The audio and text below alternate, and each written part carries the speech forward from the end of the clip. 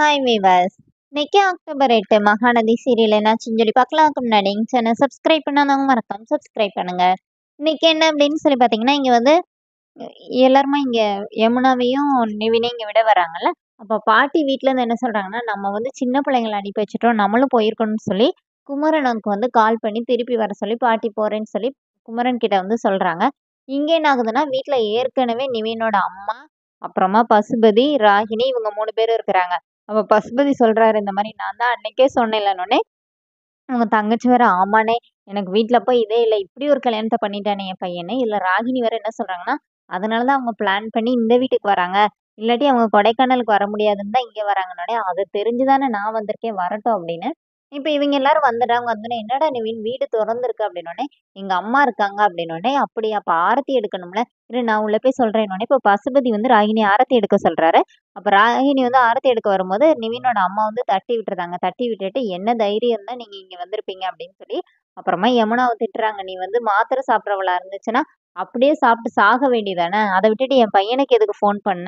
அப்படி சொல்லிட்டு காவேரிய வேற திட்டுறாங்க. விஜய ஏன் கூட்டிட்டு வரல? அவன்கிட்ட நெறைய கேள்வி கேட்கணும்னோனே, இப்ப குமரன் என்ன சொல்றாருன்னா, "அவர் எதுவும் பண்ணலம்மா. நான் தான் இங்க வரலான்னு சொன்னேன்." அப்படின்னோனே, "ஆமா, நீ வந்து அவன வந்து விட்டுக் குடுக்காத" அப்படின்னு சொல்லி திட்டுறாங்க. "நான் வந்து உன்ன என் புள்ள மாரி தானே பார்த்தேன். நீ கூட என்கிட்ட சொல்லலல்ல" அப்படின்னு சொல்லி எல்லாரும் சொன்னோனே, இப்ப ராகினி வேற அவங்க பங்குக்கு ஏத்தி விடுறாங்க. இந்த மாரி காவேரி வந்து கொஞ்ச நாளாவே ஒரு மாரியா தான் இருந்தா. இவங்க 2 பேருக்கு ஏதோ பிரச்சனை போயிட்டு இருந்துச்சு. அது இந்த இவருக்கும் தெரியும்னு சொல்லி மாட்டி விடுறாங்க.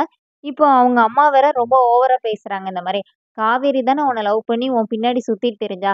அவ எதுக்கு இப்ப வந்து அவ தங்கச்சிக்கு உன்ன கல்யாணம் பண்ணி வைக்கணும்? அப்ப இந்த உறவுக்கு பேர் என்ன?" அப்படி இப்படின்னு பேசுறாங்க. அப்ப நிவின் கோவத்துல வந்து, "என்னம்மா பேசிட்டு இருக்கீங்க? நீங்க அவள அசிங்கப்படுத்துறத நெனச்சு என்னைய அசிங்கப்படுத்துறீங்கன்னு" சொல்லி கத்துறாரு.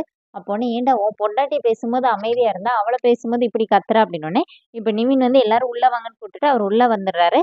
இப்ப உள்ள போனோனே மறுபடியும் அவங்க அம்மா வந்து சத்தம் போடுறாங்க. அதோட என்னோட எபிசோட் எண்ட் பண்ணிட்டாங்க. அப்போ இந்த மாரி பசுபதியும் சேர்ந்து பேசுறாரு. அப்போ உடனே நிவின் வந்து, "ஐயோ! நீ வாய மூடியா" அப்படிங்கிற மாரி சொல்றாரு. அதோட என்னோட எபிசோட் எண்ட் பண்ணிட்டாங்க. நாளைக்கு என்ன அப்படின்னா, எல்லாரும் விளக்கேத்தி சாமி கும்பிட போம்போது, அங்கேயும் வந்து அவங்க அம்மா பிரச்சனை பண்றாங்க. இதுக்கு இப்ப வந்து பாலும் பழமும் தான் கேடுன்னு சொல்லி எல்லாத்தையும் கீழ தட்டி விட்டுருந்தாங்க. அதோட என்னோட எபிசோட் எண்ட் பண்ணியிருக்காங்க. தேங்க்